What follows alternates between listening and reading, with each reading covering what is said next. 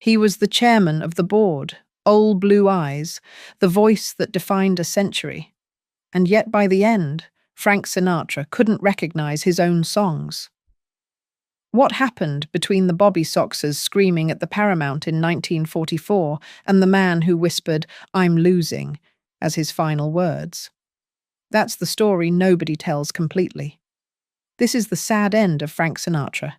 Fame, politics, and control. Part 1.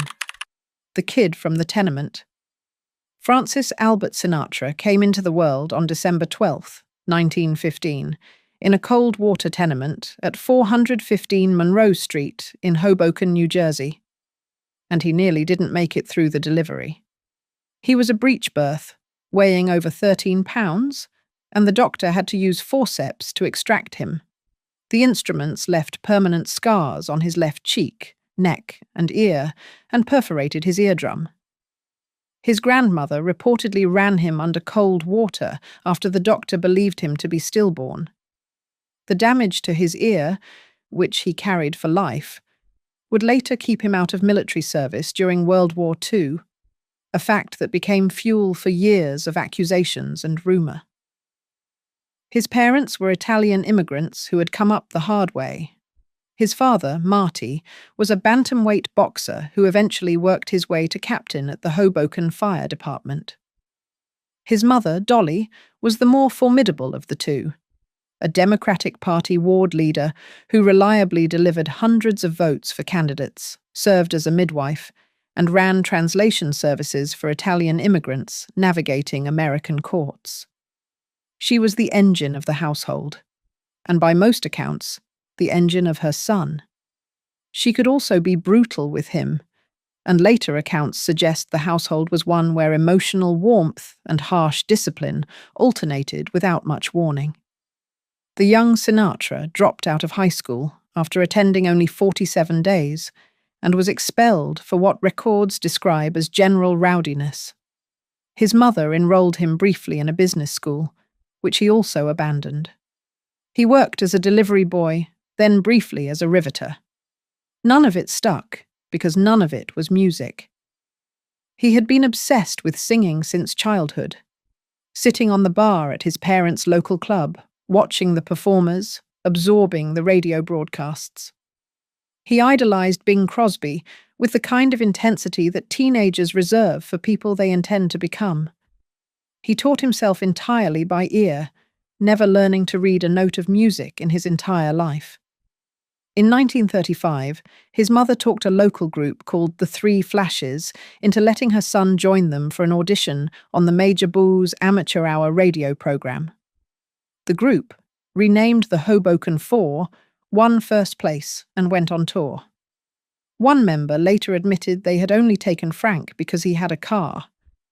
3 months in, Sinatra quit after conflicts with the group and returned to Hoboken.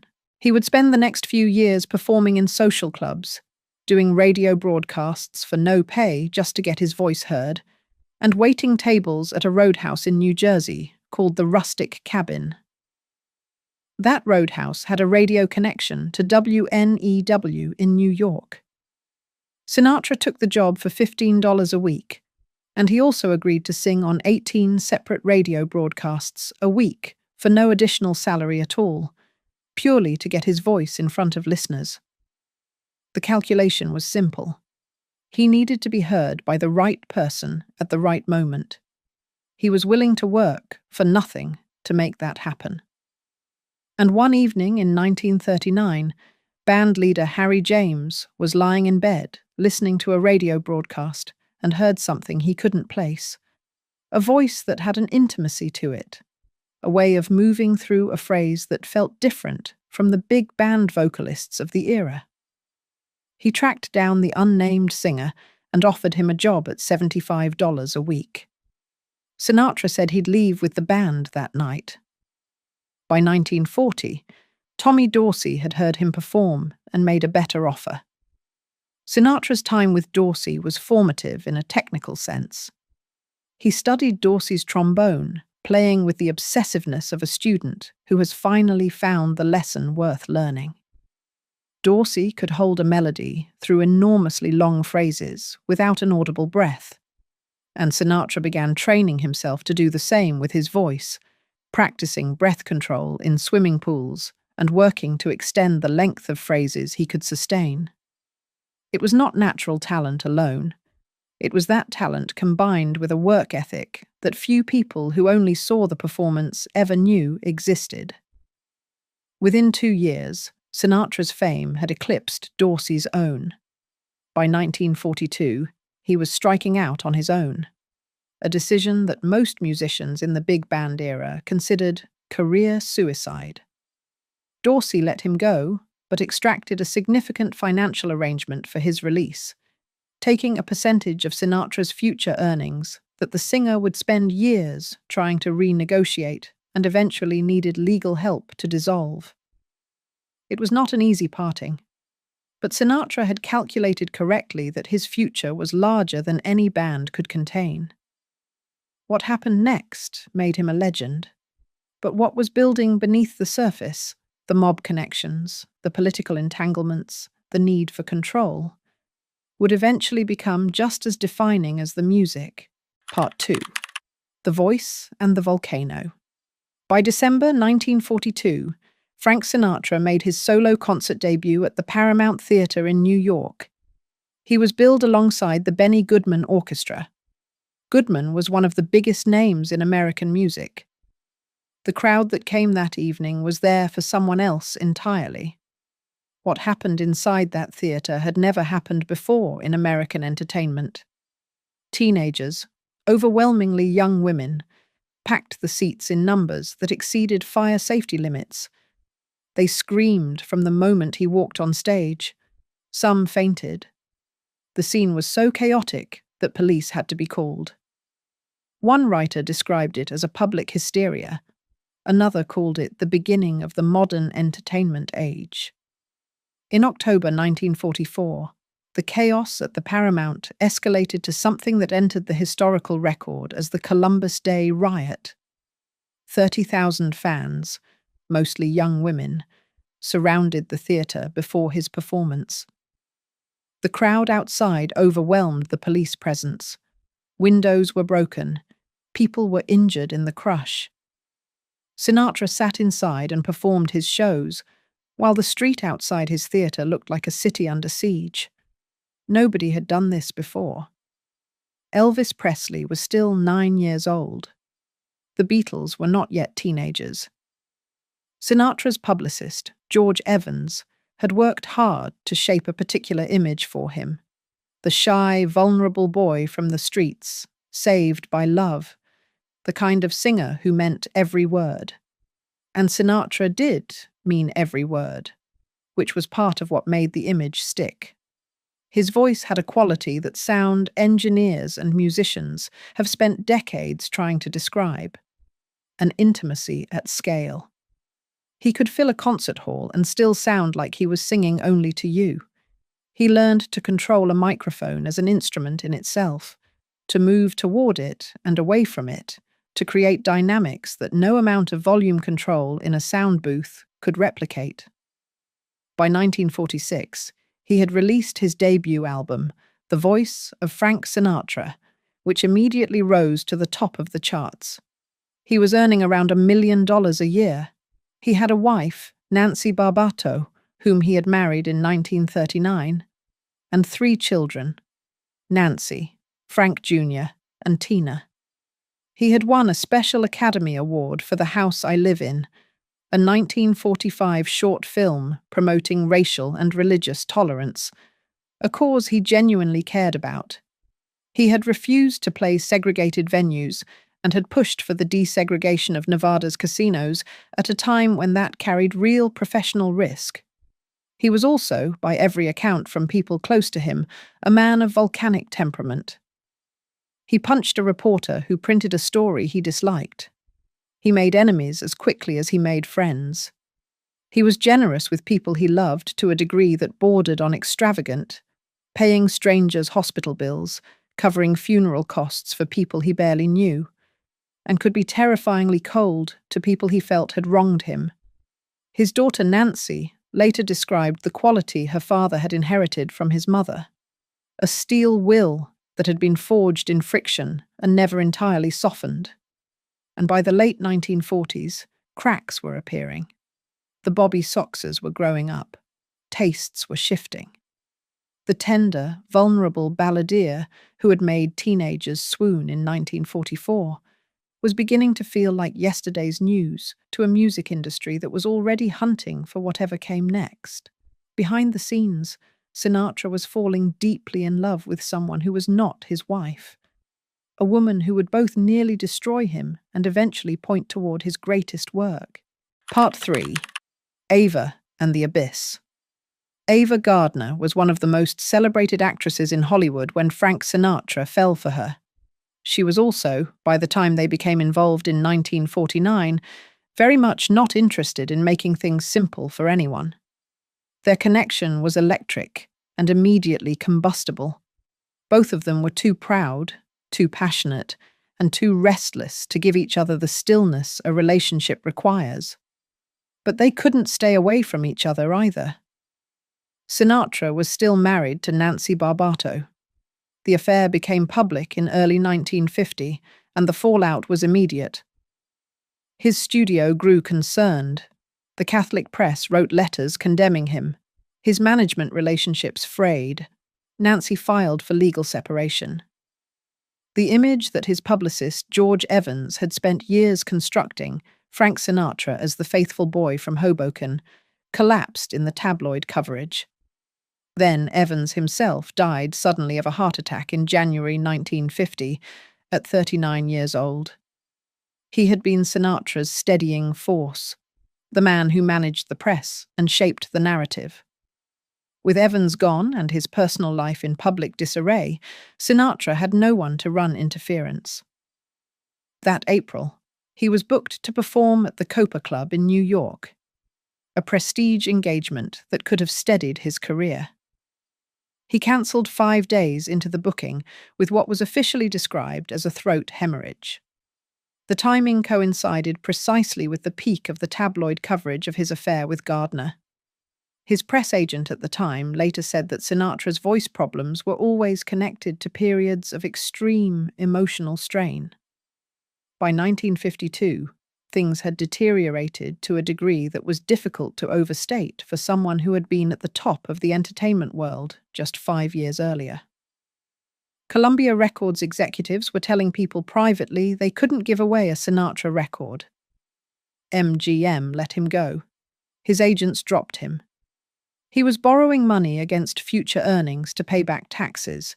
He performed at county fairs and second-rate venues, sometimes playing to a few hundred people, in rooms that once would have held thousands.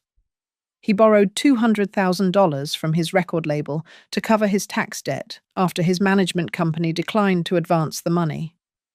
He and Nancy were officially divorced in October 1951, and he married Ava Gardner in November of the same year. But the marriage was immediately turbulent, marked by separations, rumors of mutual infidelities, and the specific anguish of two people who were deeply in love and genuinely incompatible. Gardner was the bigger star by this point. She was supporting them financially. That inversion of the expected order was something Sinatra found genuinely painful, not because he resented her success, but because his own collapse felt more total by comparison. During this lowest period, Sinatra made what multiple accounts describe as a desperate bid to end his life. He survived, and Ava Gardner later said she believed at the time that his gestures were cries for help from a man who had been the idol of millions and could not endure the fall. He was nothing if not a proud man, she said. What saved him, in more ways than one, was a film role, and the story of how he got it is one of the most disputed and fascinating episodes in his entire career. Part 4. The Comeback and the Contacts. Frank Sinatra wanted the role of Private Angelo Maggio in the 1953 film From Here to Eternity, with the kind of desperation that sometimes produces miracles. He had read the James Jones novel and understood immediately that Maggio, a scrappy, funny, vulnerable Italian-American soldier, was a role written in his bones. Columbia Pictures producer Harry Cohn was initially resistant. Sinatra took a screen test anyway and accepted a fee of just $8,000 for the part, a fraction of what he had once commanded. He won the Academy Award for Best Supporting Actor. He was back on the charts by the end of 1954. By 1957, ABC had guaranteed him $7 million on a 3-year contract. That same year, 1953, he signed with Capitol Records, beginning one of the most productive creative periods in the history of American popular music. He worked with arranger Nelson Riddle, and the two of them together essentially invented the concept album in its modern form. In the Wee Small Hours, released in 1955, was built entirely around the emotional texture of heartbreak at 3 in the morning, a coherent mood sustained across an entire record. Music critics at the time and since have described it as one of the finest albums ever recorded in any genre. Songs for Swingin' Lovers followed in 1956, and then Come Fly With Me in 1958. He won Grammy Awards. He sold out theaters. He was on the cover of Time magazine. The voice itself had changed. The hemorrhage he had suffered in 1950 had altered something in it. The upper register had been affected. But what replaced it was a deeper quality, a kind of settled weight that the younger voice had not possessed. People who had loved the tender balladeer of the 1940s sometimes preferred the darker Sinatra of the 1950s.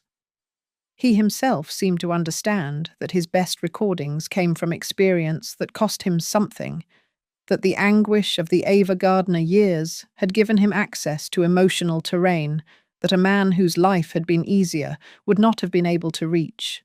But the question of how he got the from here to eternity role has never been fully resolved, and it sits uncomfortably at the intersection of his career and his other, murkier world.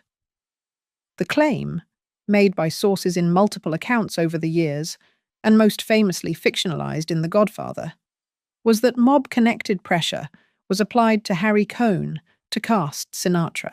Cohn's widow later told reporters that 2 men associated with the mob had come to the studio and made it clear that Sinatra would be in the film. Sinatra always denied this and pointed to his screen test as the deciding factor. The truth has never been definitively established. What is established is that by 1953, Sinatra had been moving through a world where the boundaries between entertainment, organized crime, and personal loyalty had been blurred for years. His connections to that world had begun long before Hollywood. His godfather was reportedly connected to the Genovese crime family. He had known figures like Bugsy Siegel and Lucky Luciano since the early days of his career. In 1947, he had attended a gathering in Havana at which multiple organized crime leaders were present, a meeting that attracted significant press attention when a columnist reported on it and generated one of the first major public waves of speculation about his connections to the mob. Sinatra was furious about the coverage and never forgave the reporter involved. He was photographed regularly with Sam Giancana, the Chicago outfit boss, and counted him as a close personal friend. He performed at Giancana's club in Chicago, the Villa Venice, bringing Dean Martin and Sammy Davis Jr. with him for 8 nights of shows, in what his daughter Tina would later describe as Sinatra personally repaying the debt he felt he owed for the Kennedy election favor. He also held a stake in the Sands Hotel in Las Vegas, one of several casino properties with connections to organized crime figures during this era. The FBI had opened a file on Sinatra that would eventually run to more than 2,400 pages. They had tracked his movements, his phone calls, his associations, and his financial dealings for decades.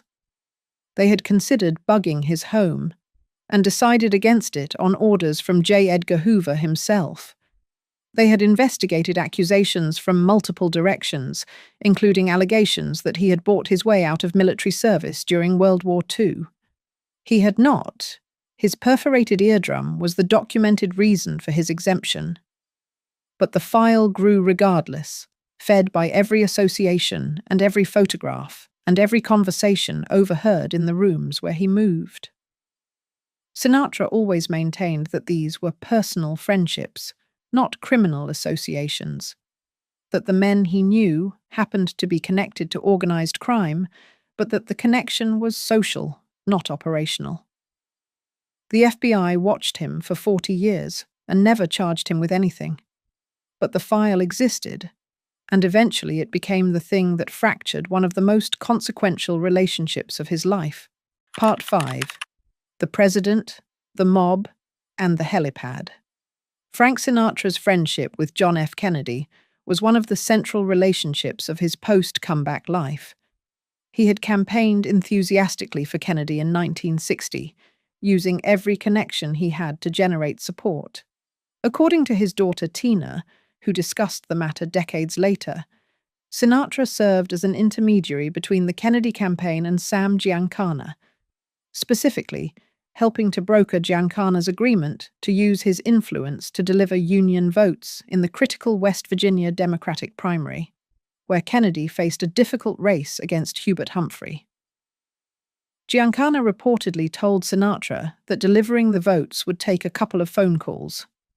Kennedy won the primary. He went on to win the presidency. And Sinatra organized the inaugural gala, arranging one of the most spectacular celebrations Washington had seen in years. He also, at some point during this period, introduced Kennedy to Judith Campbell Exner, a woman who was also connected to Sam Giancana. Exner later described herself as having served as a conduit between the president and the mob boss during the early Kennedy years, allegedly as part of an effort to arrange assistance in CIA plots against Fidel Castro. The relationship between Kennedy and Exner is documented in congressional records from the 1970s.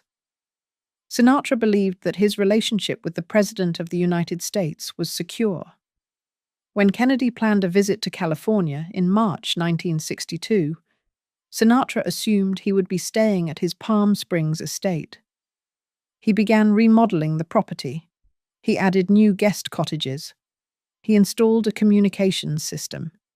And he built a helipad, a landing pad for a presidential helicopter, at his own expense, at a property he had been working on for weeks to make worthy of a presidential visit. Then Robert Kennedy, the Attorney General and the President's brother, reviewed the FBI files. He saw what was documented there: the friendship with Giancana, the proximity to organized crime, the Judith Campbell connection. He warned his brother that a public presidential visit to Sinatra's home was a liability. The president agreed. Peter Lawford, who was married to Kennedy's sister and was Sinatra's close friend and Rat Pack colleague, was given the job of delivering the news. The news was that Kennedy would be staying at Bing Crosby's house instead.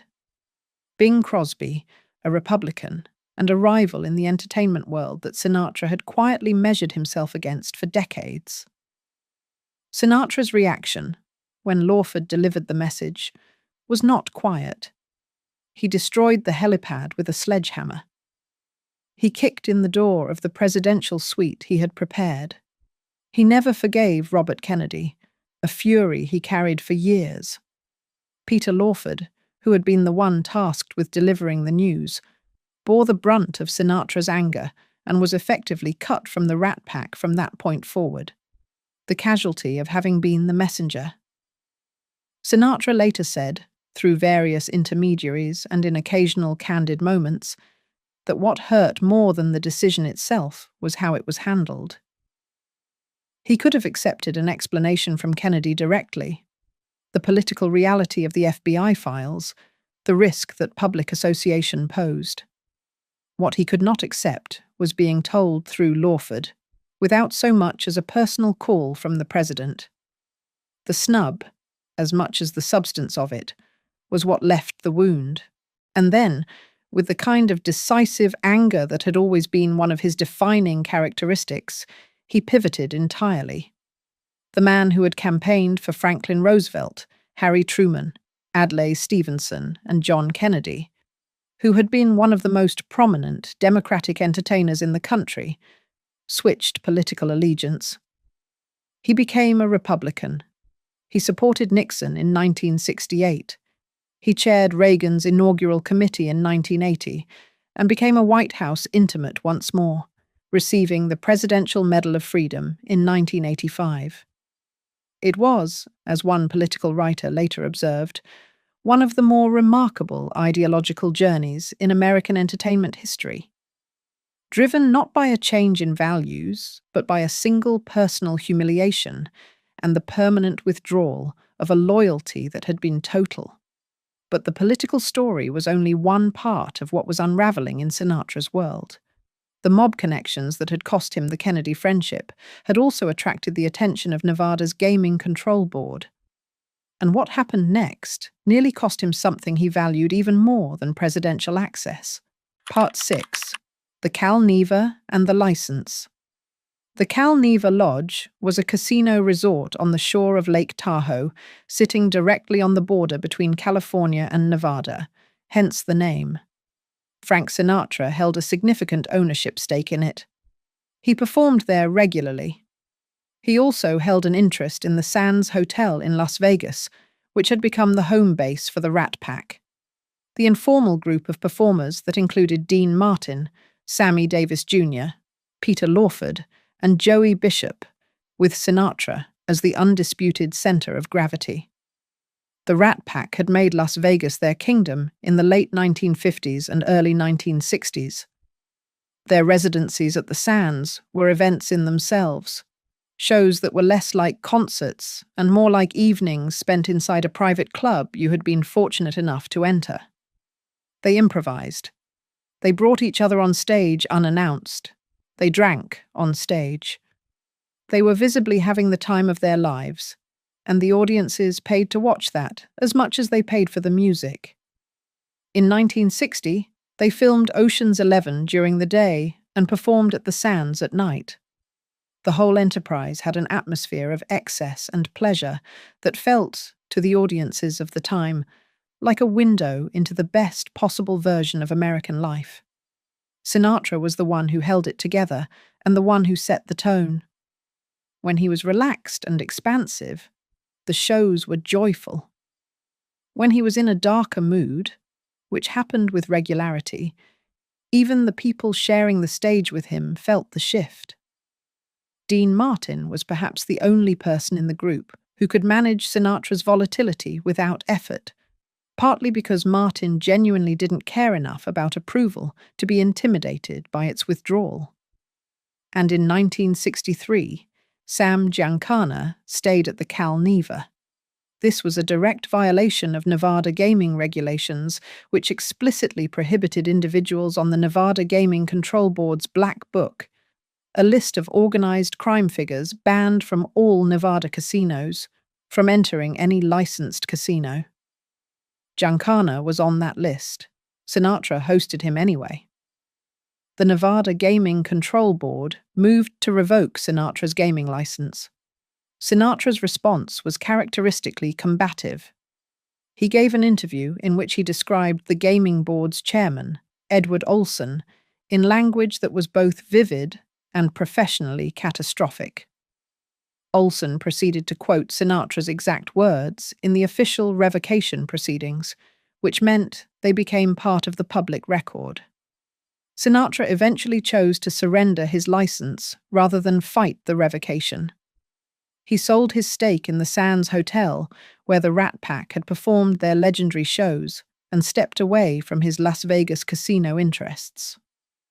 It was the end of one of the most profitable and visible chapters of his entertainment career, and it happened because he had refused to put distance between himself and a man he considered a friend, regardless of what that friendship was costing him. The pattern was consistent throughout his life. Sinatra's loyalties to friends, to a code of behavior he had absorbed from the streets of Hoboken and the clubs where he had first performed, regularly put him in conflict with institutions and authorities who operated by different rules. He did not apologize easily. He did not separate himself from people he had chosen simply because those people created complications. These were qualities that his admirers described as integrity and his critics described as recklessness. Depending on the moment, both descriptions were accurate. Part 7. The Long Decline. Sinatra had announced his retirement in 1971 in a statement that was genuinely moving for its honesty. He spoke of wanting to leave while he could still do it with some grace, of a man needing to know when to walk away from something he had given everything to. He lasted 2 years. By 1973, he was back in the studio, back on stage, back at Caesar's Palace in Las Vegas, where he had become the defining performer of the house. Before any of this, in 1963, something had happened that Sinatra carried privately for the rest of his life. His son, Frank Sinatra Jr., was kidnapped from a hotel room in Lake Tahoe on December 8, 1963, just a few weeks after the assassination of President Kennedy. The kidnappers demanded a ransom of $240,000. During one of the ransom calls, Sinatra ran out of dimes. Phone calls were made from payphones, which required coins, and briefly lost contact, believing for a terrifying moment that his son's life might depend on a missed call. The kidnappers gave him another chance. He paid the ransom in cash. His son was returned unharmed, and the kidnappers were eventually caught and convicted. From that day forward, Sinatra carried a roll of dimes with him at all times, every day, for the remaining 35 years of his life. He was buried with them. The next 2 decades of his career brought continued success alongside increasingly visible strains.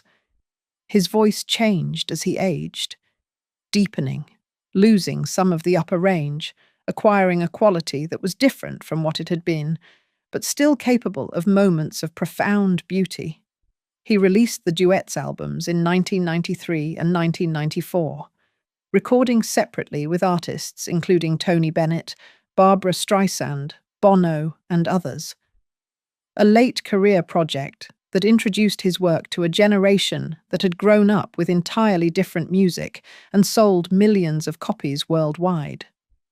He was still, even then, a commercial force.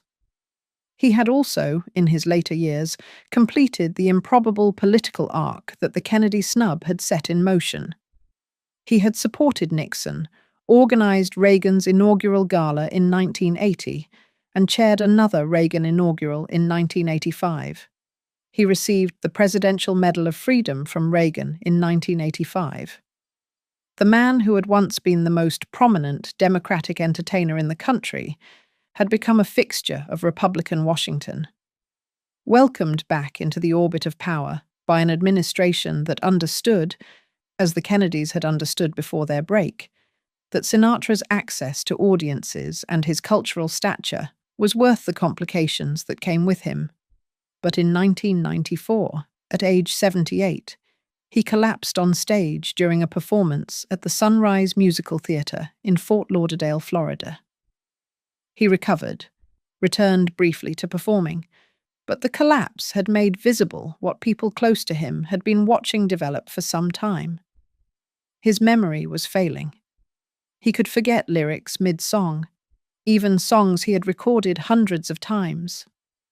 There were moments when he did not recognize people he had known for decades, including, at times, his own recorded voice. He had been diagnosed with dementia. His heart and lungs were failing. He had bladder cancer. He had suffered from emphysema and high blood pressure and pneumonia. The body that had carried one of the great voices of the 20th century was closing down, system by system. There was also a family situation that had been quietly painful for years and became openly bitter after his death. His fourth and final wife, Barbara Blakely Marks, to whom he had been married since 1976, had, in the view of Sinatra's daughters Nancy and Tina, exercised a controlling influence over their father's life in his final years. When Sinatra was admitted to Cedars-Sinai Medical Center in Los Angeles on the evening of May 14, 1998, after suffering a heart attack at home, Barbara was with him. His daughters were not told he was in the hospital. They learned he had died from a phone call. Tina Sinatra later wrote about the night with a directness that made clear how much it had cost her. She described her belief that the omission, not being called when her father was admitted, was deliberate. Barbara had made the decision to be alone with her husband at the end. His final words, spoken to Barbara, were, "I'm losing." He died at Cedars-Sinai on May 14, 1998. He was 82 years old. Part 8. What he left behind. The tribute that followed Frank Sinatra's death was proportionate to his stature. The lights on the Empire State Building in New York were turned blue. The lights on the Las Vegas Strip were dimmed. Casinos stopped the spinning of their wheels for a full minute. President Bill Clinton spoke on behalf of the nation's mourners, saying that Sinatra had really done it his way. At his funeral in Beverly Hills, 400 mourners attended, among them Gregory Peck, Tony Bennett, and Jack Nicholson, and thousands of fans waited outside the church to pay their respects.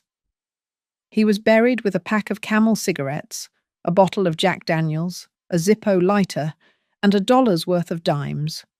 The last item a reference to the 1963 kidnapping incident and the roll of dimes he had carried every day since. His headstone bore the words from one of his best-known songs, "The best is yet to come." The career he left behind is one of the most documented and studied in the history of American entertainment. Over 150 million records sold globally, more than 200 albums. A body of recordings that covers the full arc of mid-20th century American popular music, from the big band era through the concept album, to the torch song, to the swinging partnership with Nelson Riddle and the melancholy depth of In the Wee Small Hours, an album that essentially invented the late-night listening record as a form.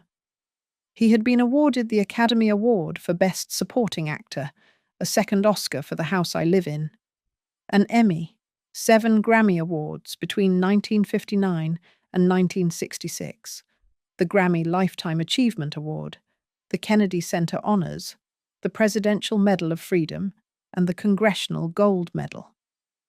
He had appeared in more than 60 films. He had sold out venues on every continent. He had performed for kings, presidents, and popes. He had sung the same songs, My Way, New York, New York, Fly Me to the Moon, Strangers in the Night. So many thousands of times that they became inseparable from him in the public imagination, and he reportedly grew to detest several of them for exactly that reason. He had also been surveilled by the FBI for 4 decades, lost a gaming license in Nevada, helped broker a deal between a presidential campaign and a Chicago mob boss, been dropped by his agents and his record label in his lowest years, destroyed a helipad with a sledgehammer in a fit of wounded pride, made a desperate bid to end his life during his darkest period, and carried into old age a dementia that stripped away, piece by piece, the very songs that had made him immortal. The gap between those two versions of the same man was not a contradiction. It was a portrait. Frank Sinatra was a man formed entirely by his contradictions. The Italian immigrant's son who forced the desegregation of Nevada's casinos and also drank with the men who ran them. The tender balladeer whose offstage temper was genuinely fearsome. The loyal friend who could be unforgiving without warning. The Democrat who became a Republican when a president chose Bing Crosby's house over his. He needed, throughout his life, to be the one in control of the room, of the night, of how people remembered him. By the end, he could not control his own memory. Pete Hamill, who wrote about Sinatra with more clarity than most, once suggested that Sinatra was the original working-class hero, that his music reached people who had built their lives with their hands, who had sacrificed and endured, who deserved songs that told them their feelings were worth something. That is not a small thing. That is, in fact, most of what music is for. His last recorded performance was in 1993 and 1994 for the Duets albums.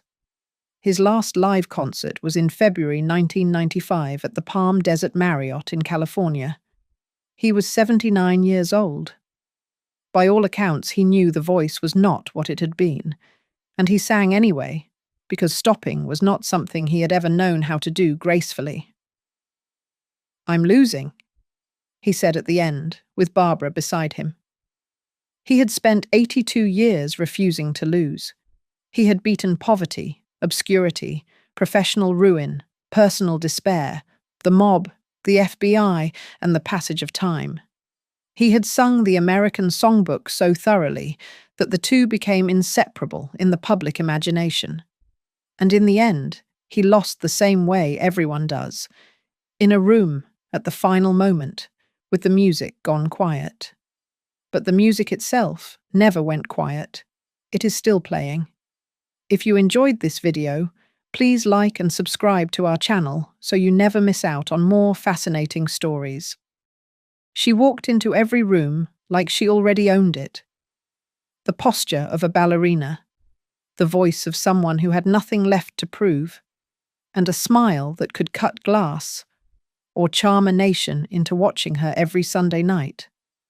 For decades, Diahann Carroll was one of the most recognizable faces in American entertainment. But behind the image of polished composure was a life marked by broken promises, dangerous choices, grief, and a career built entirely on battles she was never supposed to win. This is the life and loves of Diahann Carroll, the elegant rebel of Hollywood. Part 1. The Girl from the Bronx. She was born Carol Diane Johnson on July 17, 1935, in the Bronx, New York, the first child of John Johnson, a subway conductor, and Mabel Falk, a nurse. Shortly after her birth, the family moved to Harlem, the neighborhood that would shape who she became. It was a community of extraordinary cultural energy in the 1930s and 1940s, full of music, ambition, and a particular understanding that excellence was the price of admission for people who looked like her family. The Great Migration had brought hundreds of thousands of Black Americans from the South to cities like New York, and Harlem had become not just a neighborhood, but a statement that Black life could be rich, complex, creative, and entirely its own. Her parents were quietly extraordinary in their own right. They enrolled her in singing, dancing, and modeling classes almost from the time she could stand. Her mother was devoted to the idea that her daughter would be exceptional, and the evidence appeared early. By the time Diahann was 6 years old, she was singing with her church choir in Harlem. By 10, she had received a Metropolitan Opera scholarship that placed her at the High School of Music and Art in Manhattan, the same school where she would share classrooms with a fellow future star, Billy D. Williams. The scholarship was not a token gesture. It was recognition that this child had a voice worth cultivating seriously. She was a beautiful child who grew into a striking teenager, and she knew it without being vain about it. By 15, she was modeling for Ebony magazine, one of the most widely read Black publications in America, which made appearances there a significant cultural marker. The same year, under the name she had chosen for herself, Diahann Carroll, more exotic and distinctive than Carol Johnson, she entered Arthur Godfrey's Talent Scouts radio program. She was 16, poised, and entirely certain that she was going somewhere. She won the contest and performed on the accompanying radio show for 3 weeks. Word spread. She enrolled at New York University to study sociology. a subject she chose with genuine intellectual interest, not merely as a placeholder. But she left before graduating, making a promise to her family that if the career hadn't materialized within 2 years, she would return to college. She was not the kind of person who made empty promises, but she was also not the kind of person who needed 2 years. At 18, she appeared on the Dumont television network program, Chance of a Lifetime, won the $1,000 top prize with a rendition of Why Was I Born? A Jerome Kern and Oscar Hammerstein II song that she delivered with a maturity and control that made the audience understand they were watching something different, and was booked by entertainment promoter Lou Walters, father of Barbara Walters, into the Latin Quarter nightclub for a full engagement. That same year, she made her Broadway debut in Harold Arlen and Truman Capote's musical House of Flowers, holding her own alongside the formidable Pearl Bailey. She played a young ingenue in a show set in a Caribbean bordello, and she introduced 2 songs, A Sleepin' Bee and I Never Has Seen Snow, that Barbara Streisand would later record, which tells you something about the quality of the material she was given. She was 19 years old. The most consequential decades of her life were still ahead, and so were the most consequential heartbreaks. What mattered at 19 was that the career had begun in the way she had promised herself it would, not by luck, not by a single fortunate break, but by a sustained accumulation of preparation, opportunity seized, and a refusal to wait for permission. The girl from the Bronx, raised in Harlem, trained at the High School of Music and Art, had made it to Broadway and to the screen and to a nightclub on Broadway's edge, all before she was 20. What came next would test the composure she had been building since she was 6 years old, singing in church. It would test it repeatedly, and at significant cost, but it would never break it. Part 2. The Golden Age and the Broken Door. The 1950s should have been straightforward for Diahann Carroll. She had the talent. She had the presence. She had been noticed by the right people. But Hollywood in the 1950s was not in the business of being straightforward about what it would offer a black woman of ambition, regardless of how clearly that ambition was backed by ability. The industry's relationship with black performers operated through a series of unwritten but firmly maintained constraints. Leading roles were not available. Supporting roles in mainstream productions were limited and often confined to domestic characters or background figures. The alternative was the black cast film, a format that had emerged partly from studio calculations about separate audience markets and partly from the genuine star power of performers like Dorothy Dandridge, whose beauty and ability had made her impossible to ignore. Carroll appeared alongside Dandridge in Carmen Jones in 1954, a vivid adaptation of Bizet's opera with an all-black cast, directed by Otto Preminger. Carroll played a supporting role. She was not yet the lead, but she was in the frame, and people noticed her. 5 years later, she appeared again with Dandridge in Preminger's Porgy and Bess, the 1959 film based on Gershwin's opera, starring Sidney Poitier and Sammy Davis Jr. Carroll played Clara.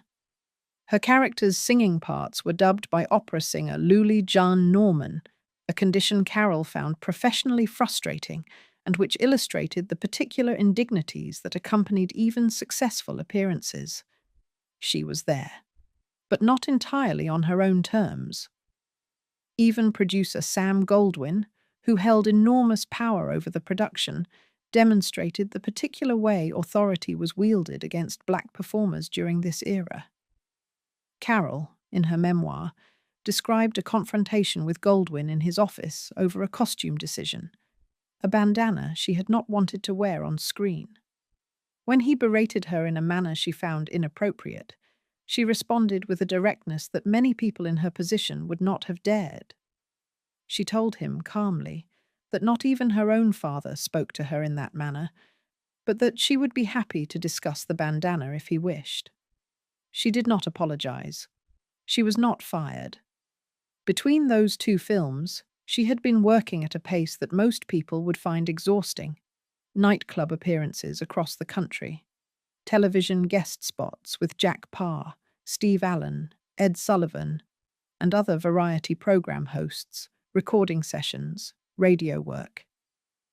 She released Diahan Carroll Sings, Harold Arlen's Songs, in 1957. She was building something, not just a career but a persona. In the spaces between the major roles, she was not yet being offered in lead positions. The nightclub circuit in particular gave her something the film studios could not: complete control over how she presented herself, without a director's vision or a studio's anxieties about audience reception mediating between her and the people watching. In 1961, she appeared in Paris Blues alongside Paul Newman, Joanne Woodward, and Sidney Poitier in a film about American jazz musicians living in Paris. It was a significant production with major names attached. She was still not the lead, but she was in the room with the biggest names in American film, and she conducted herself accordingly. The year after Paris Blues is where the ledger changed permanently. In 1962, composer Richard Rodgers, working without Oscar Hammerstein for the first time after Hammerstein's death in 1960, wrote a Broadway musical specifically for Diahan Carroll. The show was called No Strings. Carroll played Barbara Woodruff, an American fashion model living in Paris, in an interracial romance with a writer played by Richard Kiley. The show's title referred both to the absence of a string section in the orchestra and to the freedom of the characters from convention, which, in 1962 America, was a quietly radical statement to embed in a Broadway musical. Carroll won the Tony Award for Best Actress in a Musical. She was the first black woman ever to receive that honor. The award didn't eliminate the structural limitations of an industry still navigating what it believed its audiences would or would not accept. But it put a name on what she was: exceptional, undeniable, and not going anywhere. The significance of that particular first is worth pausing on. Broadway had existed in its modern form for decades before 1962. The Tony Award for Best Actress had been given every year since 1947. Diahan Carroll was the first black woman to receive it in 1962. The people who had been performing on Broadway before her, the Ethel Watters, the Lena Hornes, the Pearl Baileys, had done extraordinary work without receiving the industry's highest recognition in this category. Carroll's win was a correction, but it was also a reminder of how many corrections had not yet come. She was 36 years old at the time of the Tony and had been in the public eye for over a decade. She had released multiple albums. She had appeared in films alongside the biggest names in Hollywood. She had guest starred on the most watched television variety programs in the country. None of that had resulted in the kind of leading role, headlining career that her talent clearly warranted. The Tony was real recognition. It was also a measure of how much had been withheld before it arrived. She accepted it with the composure that was her signature, and she returned to work. What nobody in the audience at No Strings knew, and what Carroll herself was still in the middle of, was that even as she was collecting the most prestigious award of her stage career, her personal life had been turned inside out by a relationship that had already lasted 3 years, showed no sign of ending cleanly, and involved the most famous black actor in the world. What that relationship cost her, and what it eventually required her to give up, is the part of the story that the awards rarely mention. Part 3. Sidney Poitier and 9 Years of Broken Promises. They met on the set of Porgy and Bess in 1959. He was Sidney Poitier, already one of the most significant actors in American cinema, already on his way to becoming the first black man to win the Academy Award for Best Actor, which he would receive in 1964. She was Diahan Carroll, rising, brilliant, and at that moment still married to her first husband, record producer Monty Kay, with whom she had a daughter, Suzanne, born in 1960. Poitier was also married. His wife was Juanita Hardy, with whom he had 4 daughters. None of this stopped either of them. Poitier later described the pull he felt toward Carol from their first days on the set as something that transcended ordinary attraction. He spoke about her cheekbones and her eyes, and her confidence and her intelligence, calling her one of the brightest women he had ever encountered. He asked her to dinner, and they agreed they would talk about their respective marriages and nothing more. They talked about their marriages, and then they kept meeting. The affair ran from 1959 until 1968. 9 years of an intensity and an instability that Carol documented with remarkable candor in her 2008 memoir, The Legs Are the Last to Go. Poitier, according to Carol's account, persuaded her to end her marriage to Monty Kay, telling her he would leave his wife and they would begin their lives together openly. Carol proceeded with her divorce. Poitier did not immediately keep his side of the arrangement. He remained in his marriage to Juanita Hardy, while Carol was now single, having done what he asked. While Poitier remained in his marriage, Carol dated other men, an entirely reasonable response to being alone after ending a marriage on the basis of a promise that had not been kept. When Poitier discovered this, he appeared at her hotel room one night in a state of fury, claiming her for himself, despite having made her no firm commitment. He told her, in words she later recounted in her memoir, that she belonged to him. The possessiveness of that moment, set against his continued marriage to someone else, captures the particular shape the relationship held for years. His terms, on his timetable, with Carol waiting in the position he had placed her in without having secured his own side of the arrangement. Eventually, Poitier did divorce Juanita Hardy in 1965. He bought Carol a ring. He purchased a 10-room apartment on Riverside Drive in New York, which Carol spent time decorating according to her taste, preparing to move in with her daughter Suzanne. The plan was that they would live together in the apartment for 6 months before marrying, Poitier explaining he did not want to move directly from one marriage into another. Days after Carol had moved in, the terms changed again. Poitier told her he did not want her daughter living with them.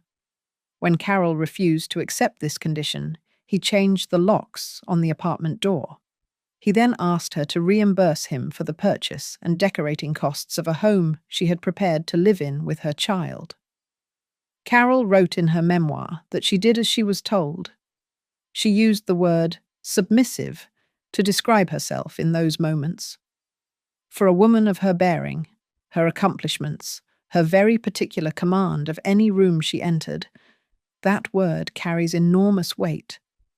It is the gap between what she showed the world and what the private cost had been. Poitier later wrote, in his own memoir, that the guilt he carried from that period of his life was something that years of therapy had not fully resolved. He described the pain of it without disguising it. Both accounts, read together, are the portrait of 2 people who made each other suffer in ways they were each too proud and too occupied with their own needs to fully protect against. The relationship ended in 1968. Poitier went on to marry actress Joanna Shimkus in 1976. Carol, much later in life, wrote that she and Poitier had found their way to friendship, that the distance of years had made room for forgiveness.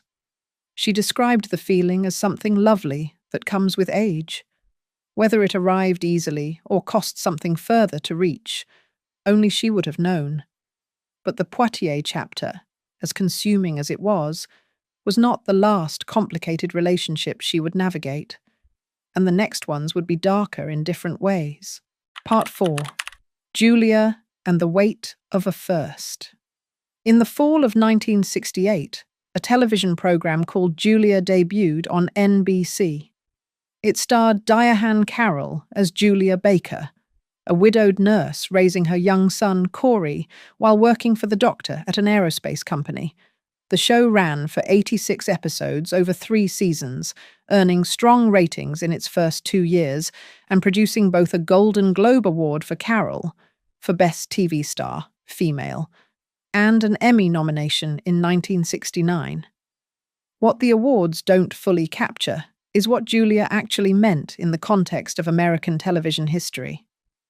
Carroll was the first African-American woman to star in her own television series, in which her character was not a servant, a slave, or a domestic worker of any kind. The first. In 1968. In a country that had been broadcasting television for over 2 decades. To put that in context, Mattel created a Julia Baker doll in Carroll's image. A black woman was on American television as a professional, a mother, a fully realized human being. And the cultural resonance was significant enough that a toy company decided it was worth manufacturing. The show debuted on September 17, 1968, at the height of the Civil Rights Movement, months after the assassination of Martin Luther King Jr., and 2 months after the assassination of Robert Kennedy. It arrived into a country in upheaval, and it offered something entirely different from that upheaval. A serene, middle-class, professionally competent black woman navigating ordinary life. Her husband's death in Vietnam, referenced in the show's backstory, gave Julia a quiet connection to the war that most television productions of the era deliberately avoided. It was doing something with the political context, even if it was not doing it loudly. The critical response was divided from the start. Many praised the historic significance of having a black woman in a lead role at all. Others, including voices within the black community and from civil rights activists, argued that the show was too comfortable, too removed from the realities of black urban life in America. The Saturday Review called Julia's setting a far, far cry from the bitter realities of Negro life in the urban ghetto. Carroll herself, in a 1968 interview, acknowledged the tension, describing the character as something close to a white Negro, meaning a black character whose life closely mirrored white middle-class television norms rather than the specific texture of black American experience at that moment. It was an honest assessment, and it illustrated the particular impossible position Carroll occupied. Having fought to be seen in a lead role on American television, she then had to contend with the criticism that the role she had been given was not radical enough. She was both trailblazer and target.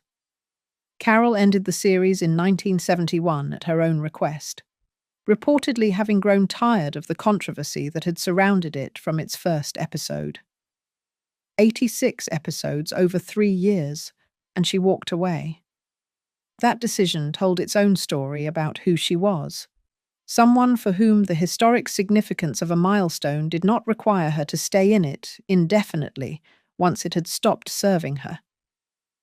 It is worth noting what was happening during those Julia years on a personal level. Carroll had been married to her first husband, record producer Monty Kaye, to whom she was wed in 1956 in a ceremony at the Abyssinian Baptist Church in Harlem, officiated by Congressman Adam Clayton Powell, Jr. Her father did not attend. The marriage ended in 1962, the same year she won the Tony. They had one daughter together, Suzanne K. Bamford, born on September 9, 1960, who later became a journalist and screenwriter. The dissolution of that marriage had happened largely because of the Sidney Poitier situation, which had run parallel to Carroll's professional ascent for years. Poitier had encouraged her to leave Monty Kaye. She had. And then the years of waiting had followed. By the time Julia was on the air, the Poitier chapter was closing. Carroll was entering the phase of her life in which she would make 4 attempts at lasting partnership, with results that ranged from devastating to tender to genuinely painful. Part 5. The marriages, the grief, and the diver. In February 1973, Carol married Fred Glussman, a Las Vegas boutique owner. The marriage lasted 4 months. Carol filed for divorce, citing physical abuse from Glussman. The divorce was finalized 2 months later. There is very little more to say about Fred Glussman that is flattering, and Carol did not attempt to say it. She had, in the years between the end of Julia and this marriage, been engaged to British television host and producer David Frost, a relationship that began around 1970 and lasted until 1973, when Frost and Carol ended their engagement without publicly explaining the reasons. The press had been surprised by the Glussman marriage, partly because many people assumed Carol and Frost would eventually marry. What followed was the marriage that, by Carol's own account, was the most genuinely loving of her 4. In May 1975, when she was 39 years old, she married Robert DeLeon, the 24-year-old managing editor of Jet magazine. They had met when DeLeon assigned himself to write a cover story about Carol's Oscar nomination for the 1974 film Claudine, and then pursued her in earnest after their first meeting. That Oscar nomination deserves its own moment here. Claudine had been written specifically for actress Diana Sands, a close friend of Carol's and a former guest star on Julia, where she had played Carol's cousin Sarah. Sands was a performer of extraordinary ability who had earned significant recognition and was considered one of the most gifted dramatic actresses of her generation. Shortly before filming was to begin on Claudine, Sands received the news that she was terminally ill with cancer. She attempted to begin production anyway, determined not to lose the role. As filming started, it became clear she was too ill to continue. Sands recommended her friend Carol take the role. Carol stepped in.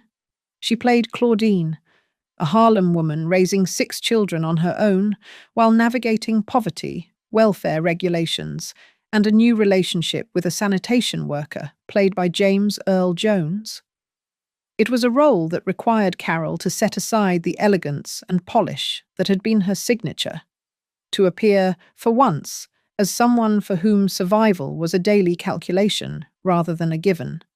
The performance earned her an Academy Award nomination for Best Actress. Diana Sands died in September 1973, before the film was released.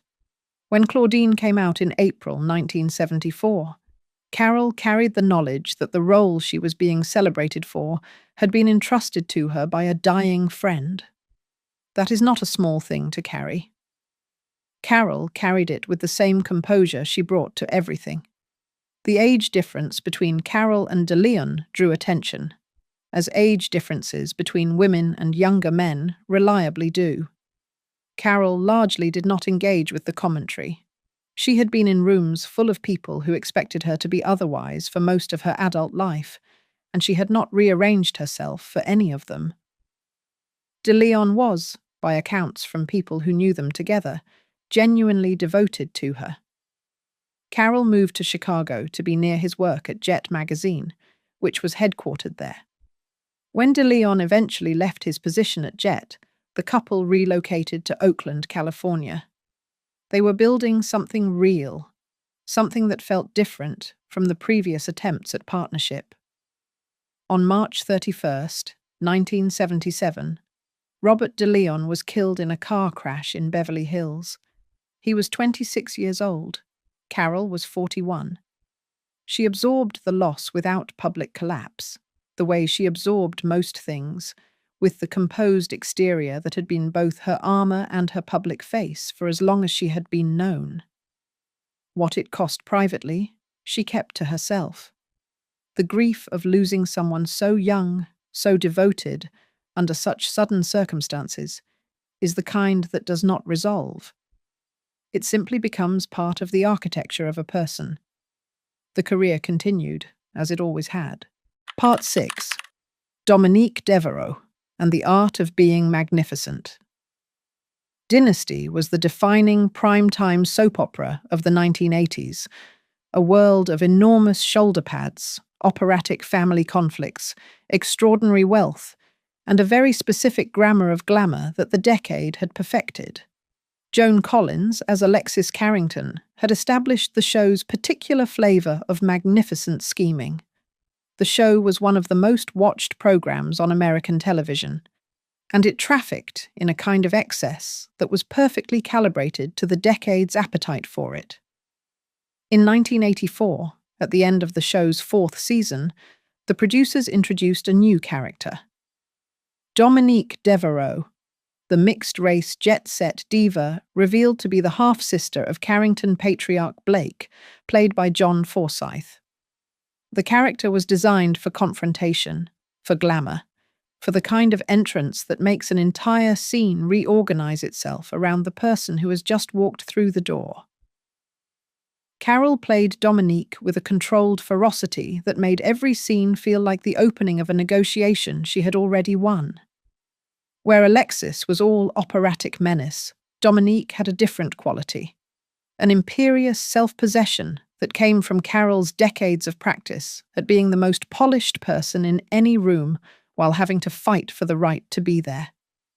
The two characters orbited each other with the mutual wariness of two women who recognized exactly what the other was doing, even if neither would admit it. Audiences who had missed Julia, or who had grown up after it encountered Diahan Carroll for the first time through Dominique Devereaux, and the impression was indelible. The show gave her a platform that reached tens of millions of viewers and demanded exactly the particular combination of elegance and steel that was her singular gift. She was 50 years old when she joined the show.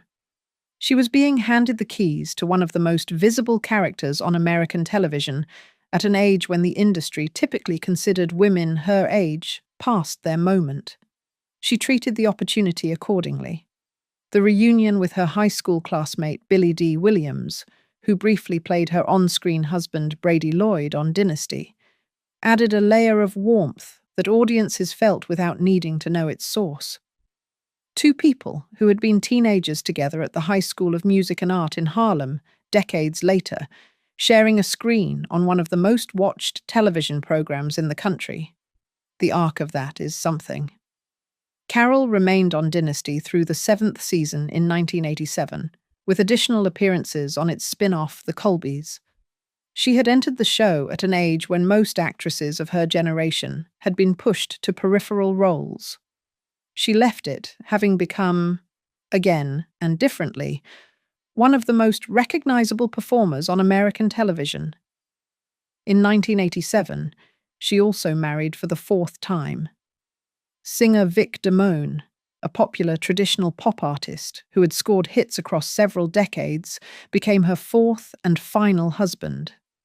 Their wedding took place at the Golden Nugget Casino in Atlantic City on January 3rd, 1987. Carol acknowledged freely that the marriage was turbulent, a word that in the context of her memoir writing carried real weight. They legally separated in 1991, reconciled and eventually divorced in 1996, nearly a decade after the wedding. Damone died in 2018. The public record of their time together suggests it was difficult in ways that Carol chose not to catalogue in detail, and the privacy of that restraint deserves respect. She emerged from the Damone marriage, and from the Dynasty chapter, and from the accumulated weight of her adult life, as something the world doesn't always allow women to become. Someone in her 50s and 60s who simply continued, on her own terms, doing exactly what she chose to do. And then came the news that changed the terms once more. Part 7. The Cancer, the Candor, and the Final Chapters. In 1997, Diahan Carroll was diagnosed with breast cancer.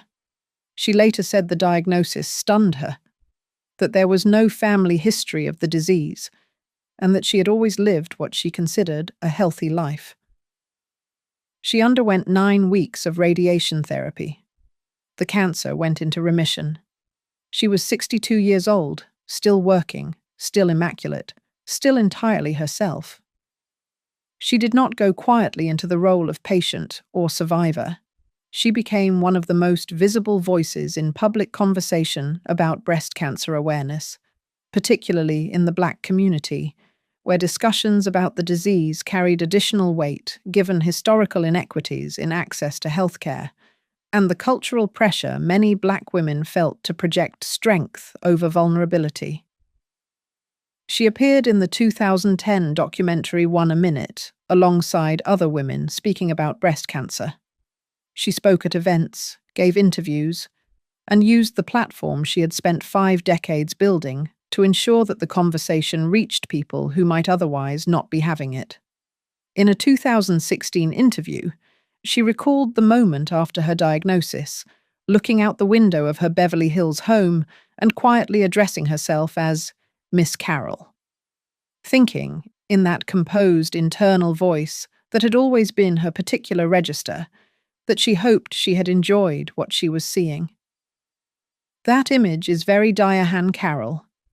Even the private confrontation with a terrifying diagnosis was met with a kind of formal, dry self-possession. She had been performing composure for so long, it had become her native language. Her career in those late years moved between television, theatre, and film, with the ease of someone who had worked in all three for half a century and saw no reason to stop. She played the role of Norma Desmond in the Canadian production of Andrew Lloyd Webber's Sunset Boulevard in 1996, the first African-American actress to take on that iconic role, playing a silent screen diva who could not let go of the past. There was something fitting in the casting that the production may not have intended. A woman who had spent decades fighting for the right to be recognized, choosing to play a woman whose tragedy was being seen too much by the wrong people and not seen at all by the right ones. She appeared in Eve's Bayou in 1997, the critically celebrated Southern Gothic drama directed by Cassie Lemons, in which she played Aunt Moselle, a woman with the gift of premonition who nonetheless cannot steer her own life away from grief. She played one of the century-old Delaney sisters in Having Our Say, The Delaney Sisters, First 100 Years, in 1999, a television film based on the best-selling memoir. She had a recurring role on Grey's Anatomy from 2006 to 2007 as Jane Burke, the formidable mother of Dr. Preston Burke, a performance that introduced her to yet another generation of viewers who recognized immediately that this was someone who had been at the center of things long before their time. In 2011, she was inducted into the Television Academy Hall of Fame. The ceremony placed her formally in the institutional record as someone who had changed what television was, not merely what it contained. She made her last public New York nightclub appearance in 2006, when the New York Times described her as an astonishingly youthful and glamorous 70-year-old grandmother who presented herself with the down-to-earth honesty of someone who had earned every word she was saying.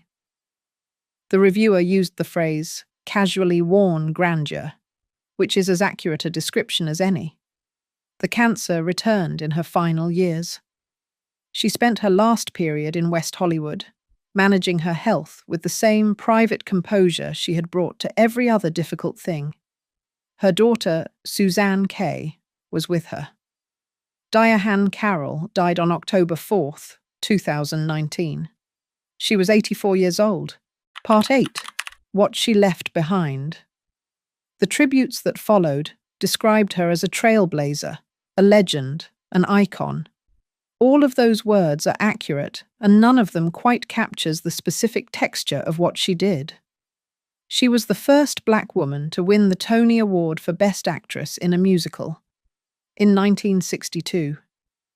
She was the first Black woman to star in a leading role in her own American television series in a non-stereotypical part, in 1968. She was the first African-American actress to play Norma Desmond in Sunset Boulevard in 1996.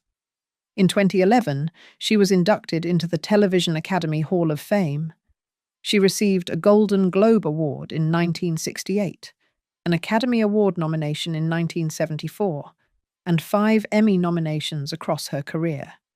Each of those firsts arrived decades after they should have, which is the specific weight carried by being the first at anything in a world that had been withholding the opportunity.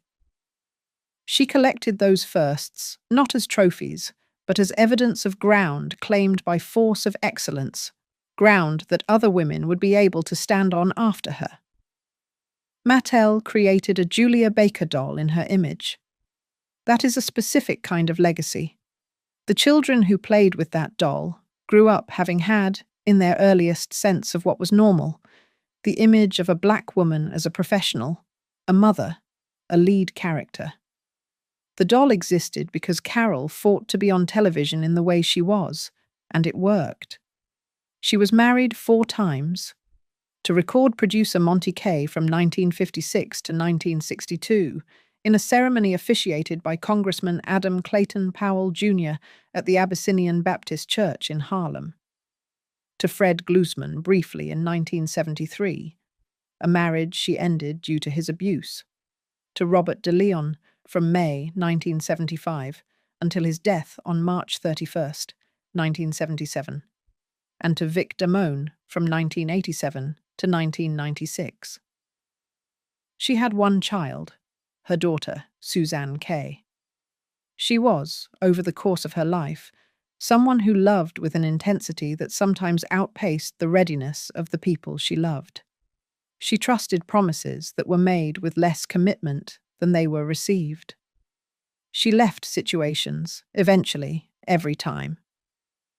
She wrote her autobiography with a candor that makes readers uncomfortable in the best possible way, naming what had happened, naming her own part in it, moving forward without performing either shame or resolution. Late in her life, reflecting on her 4 marriages and what she had learned from them, she said something that carried the weight of genuine self-knowledge, that she had spent too much of her life expecting other people to make her extremely happy, and had only come to understand, much later, that nobody else can do that. She said she had been an old lady before she worked it out. She survived a 9-year affair that cost her a marriage and a decade of her life. She survived physical abuse in a marriage she ended in 4 months. She survived the sudden death of a young husband she had loved genuinely. She survived breast cancer twice. She survived 5 decades in an industry that had been designed, at almost every level, to make someone who looked like her invisible or marginal or secondary. And she did all of it in beautiful clothes, with perfect posture, and never once looked like she was going to break. That is not a definition of elegance. But it is one of the truest arguments for what elegance can be.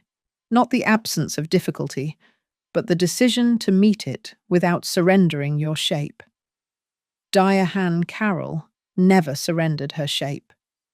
If you enjoyed this video, please like and subscribe to our channel so you never miss out on more fascinating stories.